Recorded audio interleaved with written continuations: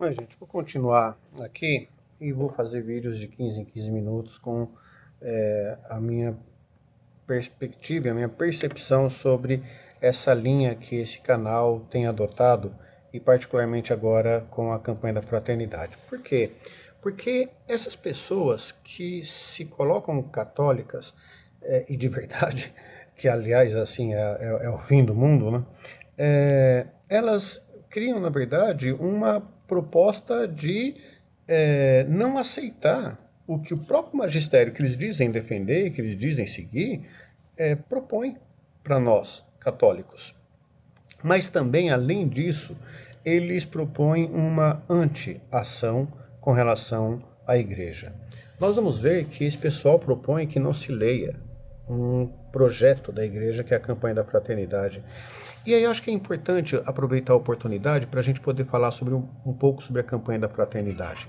Veja, a campanha da fraternidade é uma forma que a igreja brasileira, a igreja católica, romana, no Brasil, ela estabeleceu para poder gerar reflexão, para não ficar naquele processo vazio ou repetitivo de não se comprometer com o evangelho e com a lógica evangélica de transformação, de mudança de postura, principalmente de conversão, né? Todas as campanhas da fraternidade vão trazer temas que nos remetem a melhorar a nossa percepção sobre o mundo em que vivemos e sobre o catolicismo que pregamos. Diante disso, a campanha da fraternidade, ela sempre é um motivo profundo de reflexão. Se esse pessoal não consegue refletir à luz do evangelho a partir da orientação que a igreja dá, é muito simples. Tem outras denominações religiosas que talvez lhes caibam. Inclusive, sugiro até que basta trocar o nome católico e traduzi-lo, né? Tem uma igreja aí que vai se dar bem com vocês. Pois bem, diante disso, a Igreja Católica Apostólica Romana no Brasil propõe aos católicos brasileiros que façam uma reflexão, que usem o período da Quaresma para poder falar mais profundamente sobre um determinado tema, para nos ajudar, enquanto católicos, a construir um processo de evangelização para fora, mas principalmente para dentro. Principalmente para nos tornarmos católicos de verdade. Porque essa é a proposta. Diante disso, vejam só o que esses caras falam sobre a campanha da fraternidade. Dá só uma olhadinha. Vertente da ecoteologia da libertação, ela exponencia a gravidade de tudo isso. Porque você quer dar uma roupagem verde, né, verde, ecológica, ao evangelho, que ele não tem. Né? Olha só que coisa mais triste, né? Não se quer dar uma roupagem ecológica ao evangelho. Veja, nada que o evangelho faça não tem relação com a vida. Ou seja, melhor dizendo, tudo o que o evangelho faz tem relação com a vida. Não tem relação com esse propósito de vida que esse pessoal está defendendo. E por que nós temos tanta segurança para falar sobre isso? É porque é a vida que é a parte fundante do evangelho. E é a vida de alguém. E quem é o alguém nessa vida? Jesus estabelece uma relação claríssima de quem é essa prioridade. Basta ler lá em Mateus a quem Jesus veio pregar o Evangelho, a boa notícia, a boa nova. Basta estar dando uma olhada em todas as passagens onde Jesus proclama o Evangelho, onde a inclusão é a base fundamental. Claro que não vai ter ali no Evangelho nenhuma parte colocando, olha, Nós precisamos defender os peixes das águas, não pode poluir as águas, não pode ter desmatamento das árvores, não pode ter nenhum tipo de ação que perturbe, né, as espécies em extinção.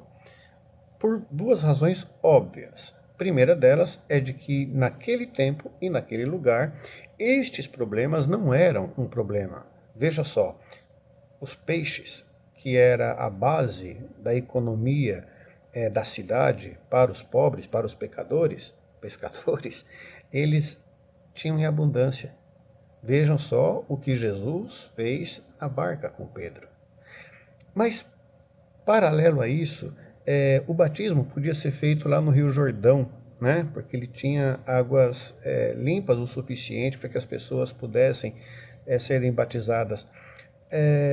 Nos nossos rios hoje, nos grandes centros urbanos, seria possível batizar alguém? Tanto não é que usam piscinas, né? Pois bem, diante disso, com essa característica e por essa razão, é que essa fala desse pessoal é uma fala que a gente pode tranquilamente dizer que ela é leviana. Porque não se trata de uma ecoteologia da libertação, mas de uma realidade que nós estamos vivendo nesse momento e precisamos nos converter para que nós possamos compreender a importância da vida neste momento.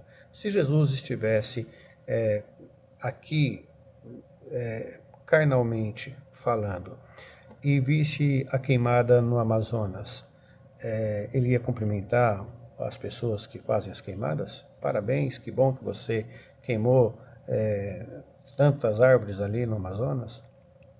É isso, é uma resposta muito simples. Obviamente é inaceitável matar a vida pelo egoísmo de fazer plantio de soja, ou de gado, ou de qualquer outra coisa econômica que destrua a natureza.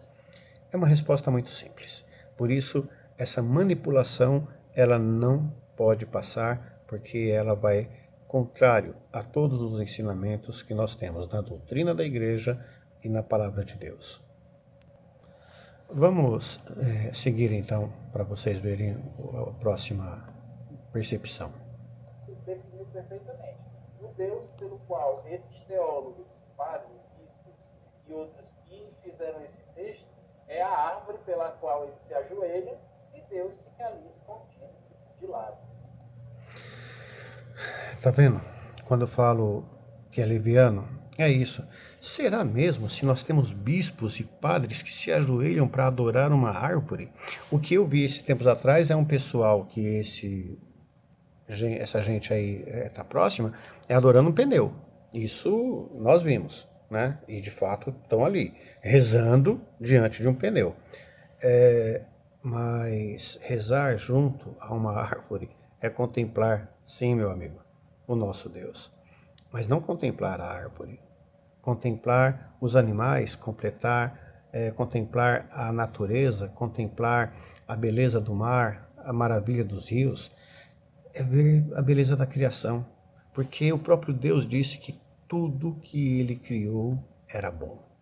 Ou seja, essa balela, essa coisa mesquinha e essa tentativa de manipulação de que bispos e padres e teólogos e gente ligada à teologia da libertação adora uma árvore e deixa Deus de lado. Que argumentinho mais...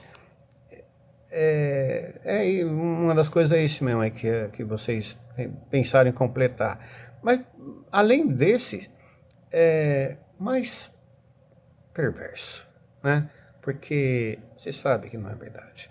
Você sabe, né?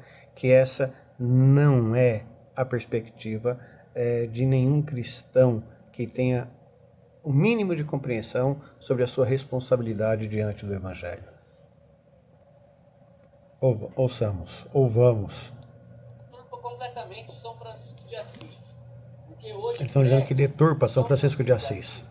Foi o santo da ecologia. São Francisco de Assis foi um santo extremamente radical na vivência do Evangelho. Ele deixou tudo para viver o Evangelho. São Francisco de Assis não andava pelas ruas plantando árvores. São Francisco de Assis, ele andava pelas ruas falando: creia no Evangelho, converta a sua não é vida. amado. É isso que ele fazia, ele não saía andando plantando árvore, né, Fabiano? Que detalhe. Talvez porque tivesse muita árvore, né, meu amigo? A gente está falando do ano de 1200, então talvez a árvore de fato não fosse um problema para sair sendo plantado. Mas pessoas como vocês ultimamente andaram derrubando as árvores, e São Francisco, que estivesse aqui, ele provavelmente estaria sentindo falta de árvores. Mas, para além disso, vejam, dizer que São Francisco não tem relação com a atividade ecológica é não conhecer a história de São Francisco. São Francisco pregou para peixes. São Francisco foi dialogar com o lobo. São Francisco chamava a criação de minha irmã árvore. Irmã árvore, irmão sol, irmã lua, né? Irmão rio. Todas as criaturas se irmanavam diante de Francisco. Claro que tem os teochatos, né? Esses teólogos, que acho nem teólogo esse pessoal mas enfim, que tem essa visão deturpada, apequenada, de tentar colocar São Francisco num momento, em 1200, como se aquela realidade não existisse.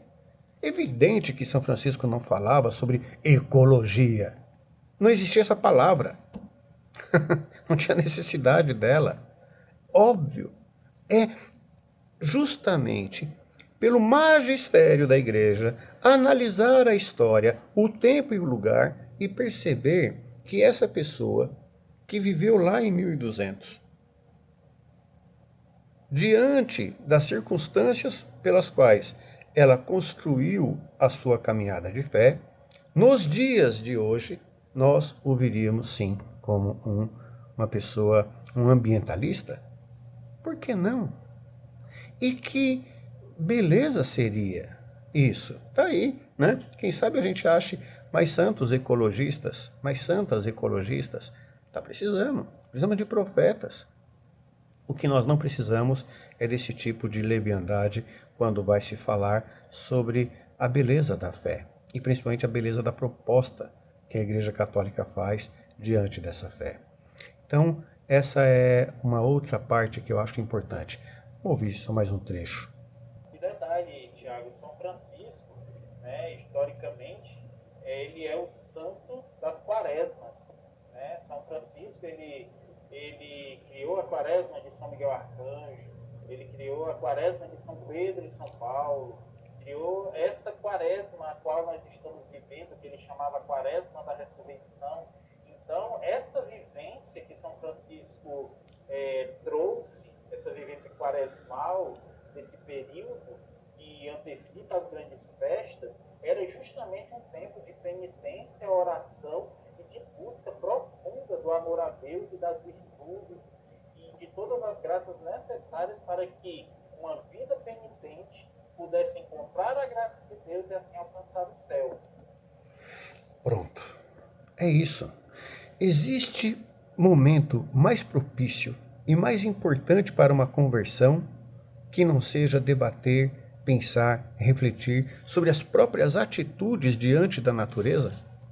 Existe momento mais propício e mais necessário de que cristãos e cristãs criem uma relação com a igreja, mas principalmente com a sociedade e com a natureza de conversão?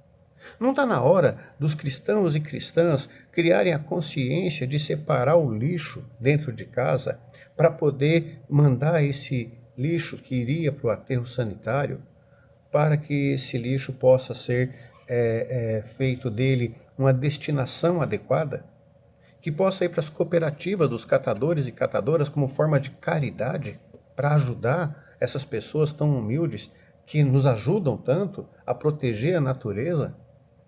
Será se não é um momento de conversão plena, refletir profundamente sobre o que está acontecendo com o planeta? Será se essa não é justamente a vontade de pessoas como Francisco de Assis, de fazer com que as pessoas refletissem para que pudessem alcançar o céu, não pode destruir a terra.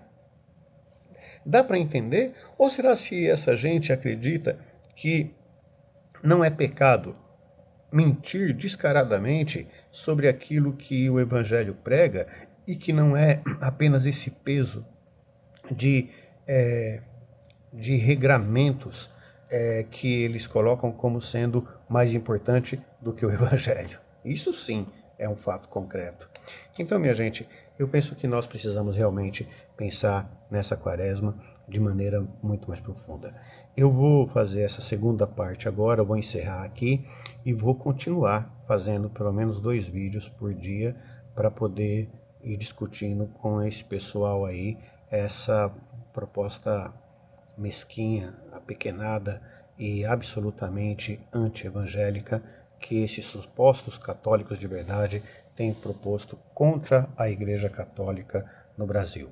Participem da campanha da fraternidade, se apoderem do texto base, leiam a proposta que está colocada, convertam seus corações, os nossos corações, estabeleçam uma relação de alegria com a natureza e de defesa da indefesa natureza. Isso é a conversão que Jesus nos chama nos dias de hoje. Que a paz esteja com vocês e que esse pessoal fale baixo, mas para que eles possam também ouvir, que se acham católicos de verdade, possam ser de verdade católicos.